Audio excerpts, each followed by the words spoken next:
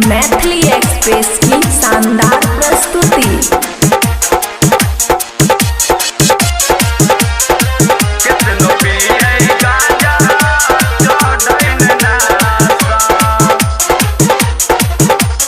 खुशी recording studio बलुआहा। दिल में लागल छै हमरा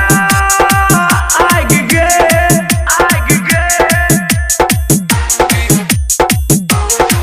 शादी क के तू गइलही भाग गे तोरा याद में भइल छै गे ऐसन दशा केतनो पियै गांजा चढ़ै नै नासा तोरा याद में भइल छै गे ऐसन दशा केतनो पियै गांजा चढ़ै नै नासा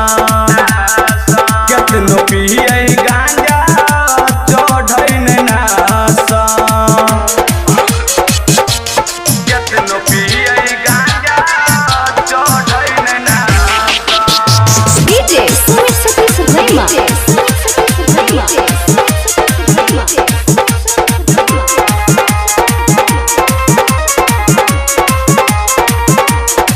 जब से गइलही ससुराल जियै छियौ दुख में जब से गइलही ससुराल जियै छियौ दुख में देह गलल जाइ छै छौरी सुन तोहरे हुक में नींद रतिया में न हमरा अब आबै छै गे याद तोहर जान हमरा तरपाबै छै गे देवी धोखा तू हमरा के ई कबो सोचने नहीं रहियो प्यार हम कर रहियो तोरा से जाके केकरा कहियो छोड़ के यारवा के अपना हाथ गे चल गेली तू दोसरे साथ गे कोई के देवे वाला नहीं छै दिल के दिलासा केतनो पियै गांजा चढ़ै नै नासा डीजे सुमित सतीश भैया केतनो पियै गांजा चढ़ै नै नासा सच कहै रही कम झूठ बोलली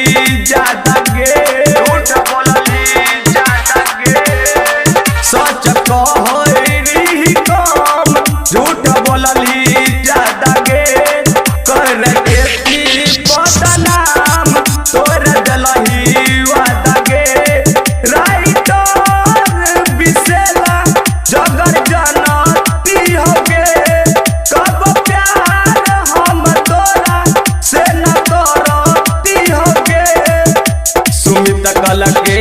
कोई पागल तू ते मारै छी मजा तोरा बिन जी के की करब